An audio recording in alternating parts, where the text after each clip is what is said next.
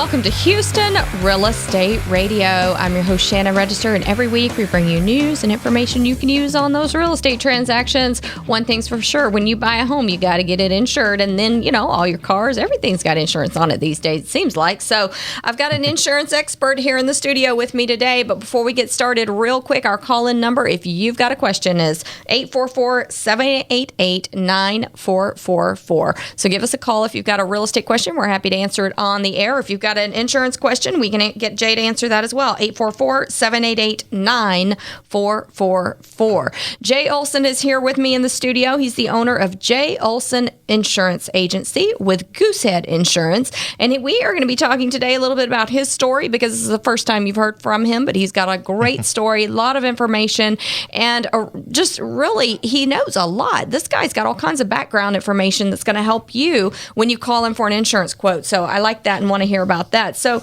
welcome to the program, Jay. How are you? Thanks. I'm doing great. It's great to be here. It's a heck of an intro. I hope I can live up to it. So, you know, I hear that you were in a book, a best-selling book. I was. And with Brian Tracy. Tell me a little bit about that. Yeah, that was a fun project we did a couple years ago. Brian Tracy, you know, he writes a lot of books, and he asked for, it's a compilation effort. It's a lot of what he's doing now. So he asked a few experts for their entrepreneurial story. And I gave mine and talked about, you know, how I got to be where I am and where I came from, and it was really fun. They had an award ceremony for us out in LA, and it was a really good time. Tell me a little bit. I was in corporate America for a long time, and I didn't realize it at the time, but I was really kind of miscast in that role.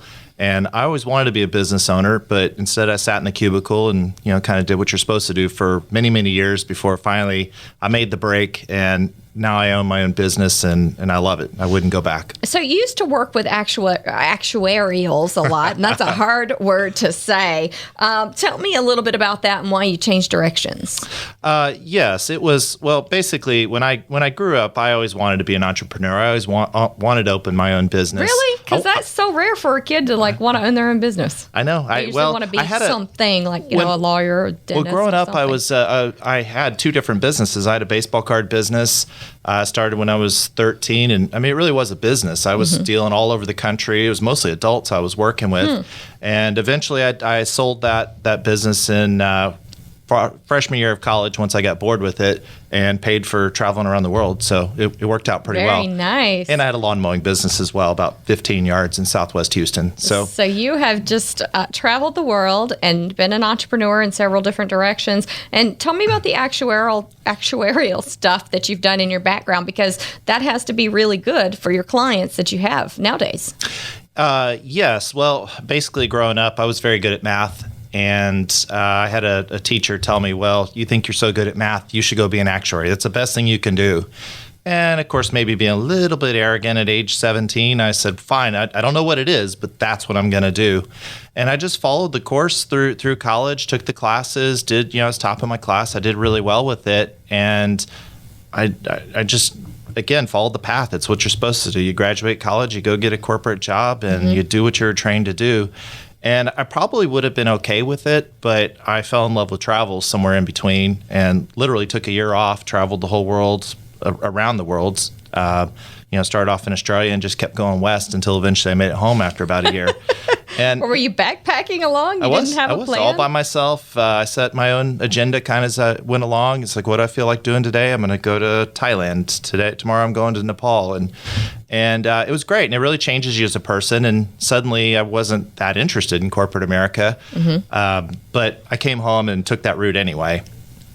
So you decided to give up corporate world and become an entrepreneur. I did. Yeah, I did the corporate America for a long time. I did it for 13 years. It took me up to Boston for 11 years. I worked for 4 different companies. It was okay, but it never was my passion. And finally, when my son was born in 2007, you kind of look at yourself when your kid's born and you say, what am I doing? Am I changing the world? Am I really helping people? And, I was just sitting in a cubicle pushing numbers around, and I don't really know what the point was. So I said, I got to do something where I'm really helping people. I know I'm affecting change. Why insurance? What made you decide to go into insurance? Well, so I left the actuarial bit when I was 37 years old. I had a retirement party and everything, and I started looking at various businesses to own, different franchises, and I was approached by someone about insurance, and it's like, well, I already know this industry. I know the business. Yeah. I just need to learn how to run a business. So I got involved with that, and moved up the learning curve really quickly because I already knew it really well. And helped a lot of folks, and was helped. There was a great group of people that I worked with, great mentorship, and it was a really good ride, and everything was fine except I was helping people, but my product wasn't as good as it could be. So I was starting to get a little bit frustrated and thinking I can still be helping people more. Mm-hmm. Is that why you decided to go with an independent? I did. The clients that I want to help and the folks I'm talking to, I do a lot with real estate. Mm-hmm. I'm involved in it. My wife and I are very passionate about it ourselves. So working in that, I just needed to have a really good home insurance product, and I simply didn't before. Mm-hmm. So I was approached with an independent agency opportunity, and I knew that I already have the personality and the desire to help people. Mm-hmm. Now I have the product to do it. And I can, in our business, we need people to be lifelong customers. Mm-hmm. And now I have the ability to do that. I just simply didn't have that before. So with a franchise, you just go to that one company and you have those certain products. But being mm-hmm. an independent, you can go to a bunch of different franchises and pick what's best for the client, right? Yeah. So not only can we shop for folks and get them set up, but also at renewal. If I'm with one company, I'm at the whims of what those companies may do, pricing strategy. Right. And I know this very well because I used to do the pricing and I used to create the products. So not only can I talk to people on that level, but I also have the understanding that if I'm tied to one place, mm-hmm. that company, rates go up, rates go down. Yeah. But now as it is, I have a lot of different companies. If the rates, and I like them all equally, they're all good. So if the rates go up at renewal, no problem. I'll just find another company so we can maintain the relationship and people won't feel much rate effect. They're happy. They go about doing what they want to do. Right. They sure don't want to think about this stuff. I get it. Yeah. I've done it a long time. I can certainly understand why folks don't want to think about this stuff. So when something comes up, when someone's a client of yours and something comes up for renewal, you call them and say, hey, do you want to stick with this? Or do you want me to look at other options for you? Do you do that? Yeah. Usually if things haven't changed much, there's really not much of a conversation to have. Okay. We want people to know that we know what we're doing.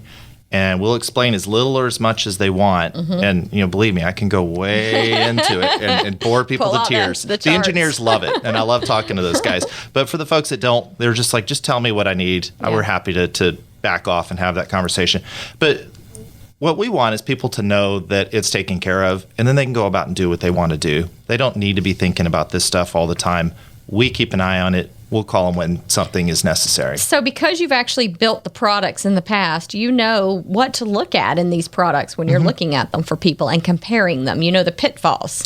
Absolutely. And we see a lot of folks come in and we're just kind of like, oh, you haven't gotten the best advice. Yeah. I'd say probably about 25% of the policies we see, we're like, okay, that's good. That's the way it needs to be. Mm-hmm. So we can advise folks, even if they don't end up going with us, we still tell them, hey, you need to call your current person and do this and that. Mm-hmm. Make changes to it. Again, the whole point of this is to help people. Mm-hmm. So we're helping them. Hopefully, they're doing business with us, but even if they're not, we still want to help. Yeah.